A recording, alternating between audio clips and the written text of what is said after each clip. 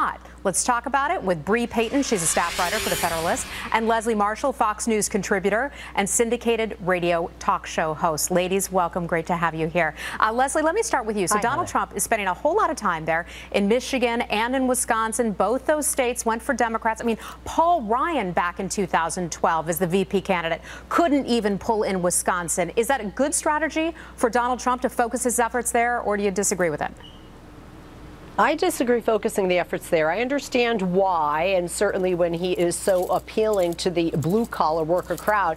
But if you look at those who forecast like 538, Hillary Clinton has almost an 80%, and I'm rounding up, almost an 80% chance of winning both of those states. I would actually put those states in the win column. If I were Donald Trump, I would really focus more of my efforts and money on other states like Florida, Ohio, Pennsylvania, North Carolina, and even Arizona. And Bree, what do you think about him spending so much time there and focusing efforts there?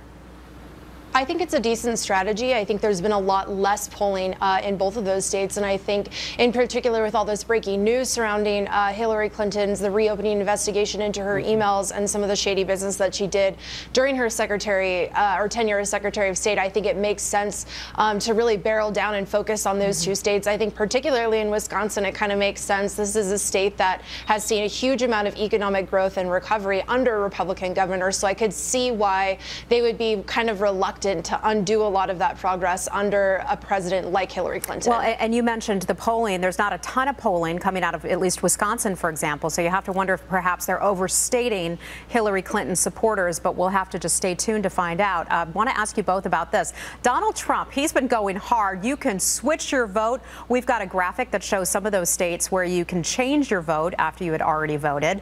I wonder if you think, Leslie, that this is going to have any kind of a big impact. Look at these states. What do you think? No. No. No, I don't. Why not? No. Because a lot has changed. A lot of those people had cast their ballots maybe a month or so ago, and now we know a lot more information today than we did back then. No, I don't think so, because traditionally in our elections in current day, when we look back, or historically, we're really a two-party system government, and also that's how we think. We're very close to a 50-50 nation divided. So most Democrats overwhelmingly are going to vote for Hillary. Most Republicans overwhelmingly will vote for Trump, although 28% of the GOP right now early voting in Florida seem to be going for Hillary, and she is up with independents. But at the end of the day, I think when a person makes their decision, they're going to keep that. Are there one or two people that may do it? Yes, not enough to move the needle that would help or hurt either of them. Bree, you see it having any kind of impact or not enough to move the needle? Sure. So I just spoke with a voter actually in California the other day who said that he was planning to vote for Hillary Clinton.